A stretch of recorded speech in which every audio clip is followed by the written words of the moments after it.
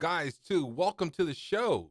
This is the Institutional Engagement and Accountability Show. I am your host, Don Bird. I am so excited to be here with you today, guys. I am excited about this show. I like my morning show, but guys, this show is going to be very exciting. We're going to be talking directly to institutions. I am not here to beg for meetings. I am here because institutions need a person like me. I've sat in the rooms, I know what's missing, and I have built the model to fix it. We're going to talk about that and the outsourced execution office that we've built. I am the bridge between the community they want credibility with and the execution they can't figure out. Some may not get it right away as far as this new model that we've built and the engagement that we want to bring, but the ones who do will see that I am the future of institutional stewardship. Guys, this show is about where accountability meets execution. All right, we're going to be engaging with institutions in real time. All right, universities, nonprofits, corporations, municipalities, all the people that are involved in the institutional space. We are going to be engaging with them. I'm excited, guys. We're going to be firm in our stance. We want to know what these institutions are doing. We want to engage with them. We want to collaborate them. We want them to execute on their strategic plan. We want them to execute on their promise to want to be engaged in the community in a credible way, especially the communities they find themselves in. All right. And for 20 years, guys, I have worked inside the endowment and foundation investment business. I was an outsourced chief investment officer. I sat in the rooms where real business was being discussed. I know how the institutions work. I've sat across the tables from big decision makers in hospital systems, endowments, foundations, educational institutions. And I know what gets said and I know what doesn't. And today we are calling on those institutions directly. We are calling them. And because we understand they don't just manage money, they set the tone for labor and for capital and for community in America. And the question is, are they ready to have a real conversation about what we are talking about institutions, and the access that they have? Um, I reflect back on my career in 2008 and 2009, 2011, 2012. Um, the outsourced chief investment officer model was very new. It was very new. It was brand new. Most institutions didn't understand it. Many resisted the calls to be educated on it and open conversations with it. I was on the road. This is my career. I was traveling the country talking about this stuff, right? It was very fascinating and interesting stuff. And that's why I think I have a fascinating and interesting career. And to be on the ground floor talking about the things that will be industry standards in just a few years is fascinating. Back in 2010, nobody knew what the outsourced chief investment officer structure or the model was. And today it's the industry standard on how money is managed in the investment business, in the institutional asset management space. At the time, it felt very hard to get this message across to people. I was dressed just like this on planes pretty much every week down in Houston, Texas, Austin, San Antonio, Dallas, Oklahoma, Kentucky, all over these great states. And I remember thinking, wow, I'm trying to build a career on something that I don't even know is going to take hold. I have to figure this out, right? And less than 10 years later, guys, the OCIO model became the industry standard. Every institution now recognizes that outsourcing capital stewardship is normal, expected, and even necessary. Can you imagine what institutions used to do before the OCIO model? Can you imagine if you had $100 million as an institution? How did it get managed? Think about that. You think, well, of course they had a manager. Well, I mean, but how did you manage it for the institution? You could go and put the money into funds, but then who's managing the funds? who's managing the funds if you put them in the funds? Well, whoever put them in the funds. Who do you think that is? Well, let's talk about, see, and that's why I want to talk about it on this show, because it's interesting. Nobody really understands how institutions work, right? Any entity that's not a person has to be run by a body of people. Still needs people, right? It's no computers, but there's a body. In the corporate world, you have your board of directors who run the company. They are responsible for the running of the company, right? Or they're responsible for the company. They hire managers to be responsible for the execution of the company. But a board of trustees or a board of directors in the corporate sense is responsible for running a company. And then in an endowment and foundation, you have a board of trustees that is responsible for that. So it's made up of people, right? But who's managing the money?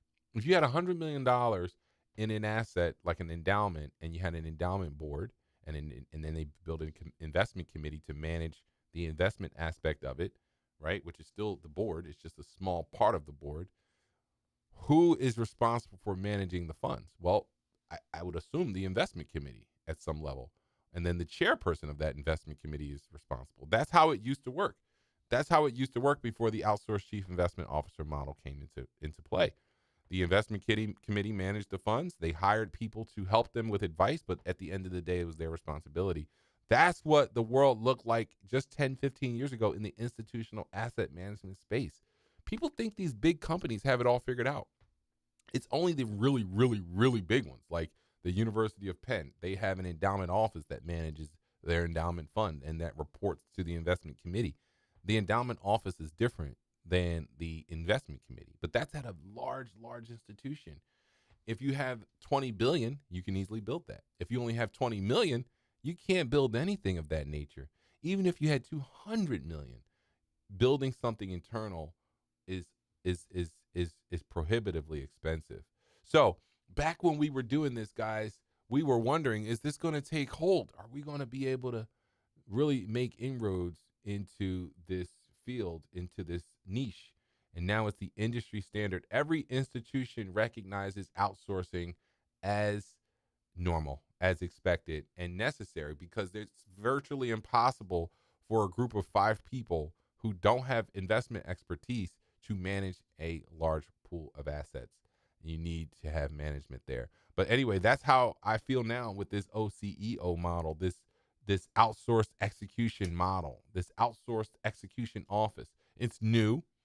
It feels hard. Institutions don't quite know what to make of it yet. But just like the OCIO solved the gap in capital management, the OCEO model solves the gap in execution management. It's the next natural evolution, guys. So when I say the outsourced execution office is the future, I don't say that lightly. I've lived this before. I've seen a model go from resisted to required. So I know where this is going, and the outsourced execution office model in the institutional space is going to be the next industry standard. All right. So anyway, that's a little bit about my career. I'll talk a little bit more about it as we go on through the show. And really, this show is to bridge the gap. It's to build a dialogue with institutions and to talk about the disconnect between institutions and the community. Why communities don't even know who are in these places. You have community members, leaders in West Philly that probably don't know the board members at the University of Penn or at Drexel. All right. Now, I see myself as the bridge. I've lived the story on both sides. I've been in the institutional world.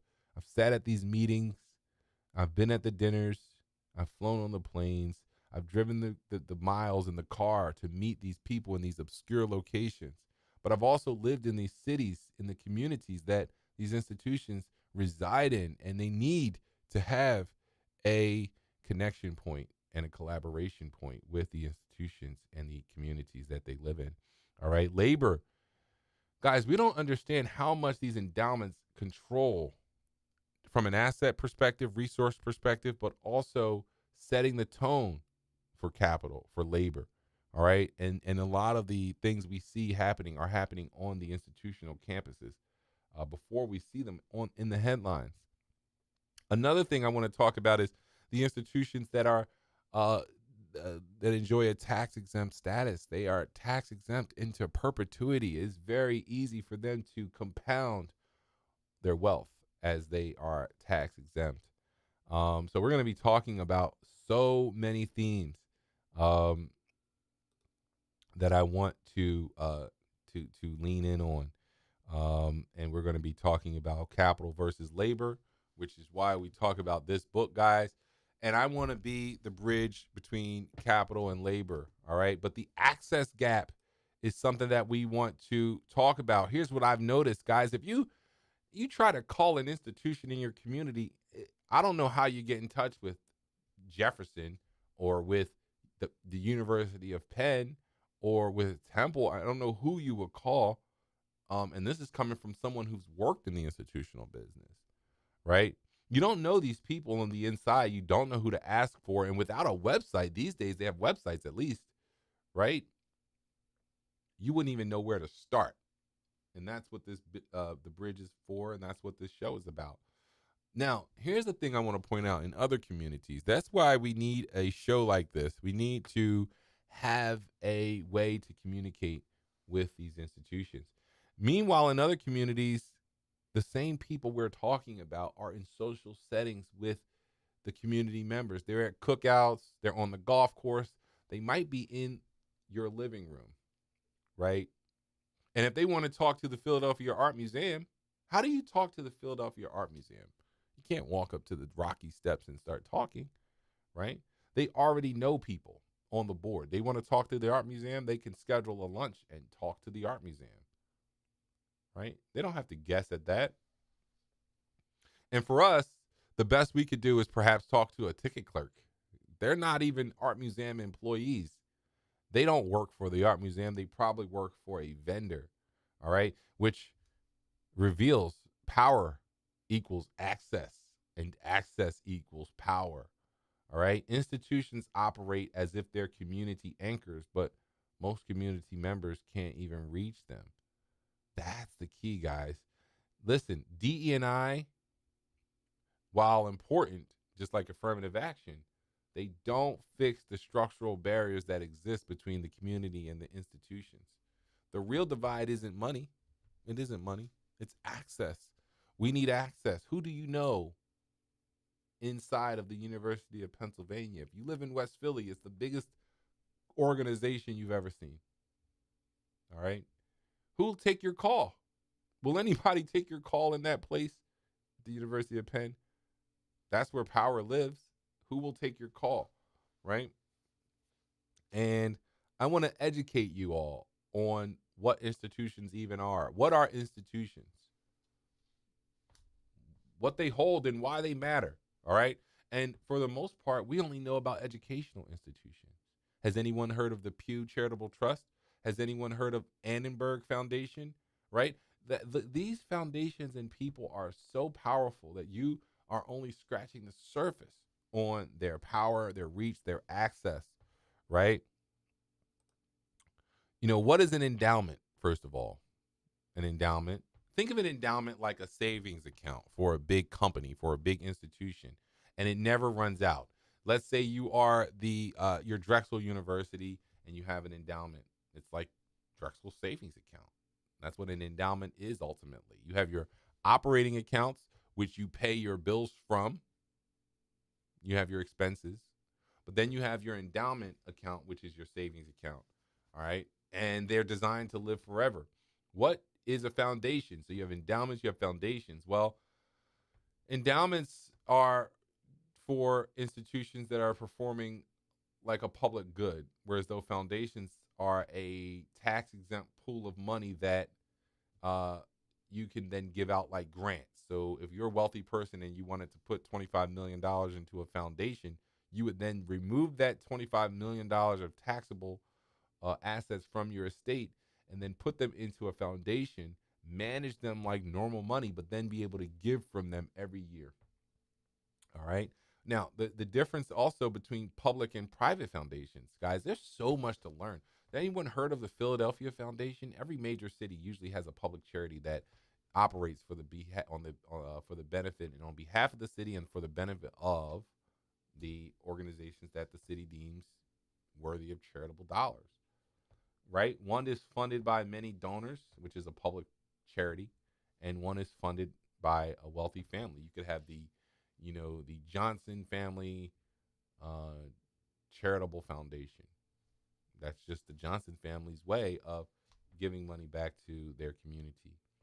And then the donor advised funds is like a charitable checking account uh, for wealthy people. They don't necessarily want to go through the paperwork of setting up their own foundation, but they do want to give away money to the companies and to the institutions that they want to support, right? Most people don't know these things exist, but they control billions of dollars and shape your community every single day. All right. Education isn't just nice to have, it's part of the bridge. If you don't know what an endowment is, you won't ask why Villanova has $1 billion and adjuncts professors earn poverty wages, right? You wouldn't know to ask that question. All right. If you don't know what a donor advised fund is, you won't realize why so much charitable wealth never reaches your neighborhood. I'm telling you, there's so much out here to learn, guys, right? If you don't know what a foundation is, then you won't understand why they hold so much power in politics and in education and in healthcare, right? For instance, Bill and Melinda Gates claim they're going to give away most of their money before they die to charity. Let me tell you, that's the trick. That's the rub. They're going to give their money away to the Bill and Melinda Gates Foundation. Now, you may say, well, it's their charitable foundation. Yeah, that's exactly it. They're telling you they're going to give away their money, but they're giving it away to their own foundation. They still control the assets, and they'll control them long after they are gone through the documents and the legal system. These are very, very powerful pools of assets. And, I thought about doing this show, and I thought about who would care about endowments, foundations, corporations, money, institutional assets. And like I said, I'm not here to beg for meetings or for views. I'm here because the institutions ultimately need me. I've sat in the rooms. I know what's missing from the engagement between the community and the institution. And what I've done is built a model that will fix it. This outsourced execution office. I'm the bridge between the community they want credibility with and the execution they can't figure out. Now, some of these institutions might not get it right away, but the ones who do will see that the execution office and BirdBrand and Don Bird are the future of institutional stewardship. So that's where we are, guys. I want this show to be something that you can take some knowledge away from, right? That's what I want. And I see myself as an interpreter, right? The institutional interpreter for you. I came from the inner city. I grew up not far from Southwest Philadelphia, or far from University City, University of Pennsylvania in Southwest Philadelphia. I know the impact that the University of Penn has on that neighborhood. I understand the institutional speak, how they talk, what they want, right? But the people who represent those institutions do not live in those communities. There is no one on the board of the University of Pennsylvania that lives in the University of Pennsylvania area, that lives in University City. They come from all over. They live where I live, out here on the main line, right? So that's what I want to do. I'm a translator so people can see the invisible wealth in their own communities that shape your own lives. the large nonprofit institutions that rest in your neighborhood are very influential, very powerful, and we need access there. We need an inroads. We need collaboration. We need communication. And given my background and given my roots in the community and given my institutional fluency, I see myself as that bridge between the institutions and between the community. And the model that I've built, this execution office, this outsourced execution office exists to make institutions accountable for the access to them, right? The access to these institutions that they hand out is very, very important. Access to these institutions that control major capital inflows, major political and social issues, needs to be there needs to be accountability with that. So, listen, the OCEO model, this execution office model, is not just opening doors for insiders, but ensuring communities have clear lines into leadership and to decision making. And the OCEO model, this outsourced execution office model, is the bridge that translates that between these two worlds. All right. So, um, that's what we're going to be talking about, right? Institution, bridging the gap. The execution office is bridging the gap between the institution and the community, between intention and execution, between capital and labor, between narrative and reality. And BirdBrand and the operating systems that we've created are going to help as supporting systems. All right. I want you to know that we're going to be putting these institutions on notice, and we're going to be talking to them and building a way to connect. All right. This is Don Bird. I'm your host of the Institutional Engagement and Accountability Show. Guys, like I said, I hope this show takes off and catches hold in your life. There may not be anybody watching yet, but we know this show is necessary because there's nobody talking about institutions or the collaboration or the communication in our neighborhood, in our community. All right. So catch me live on this show every day. We're going to be making calls directly to these institutions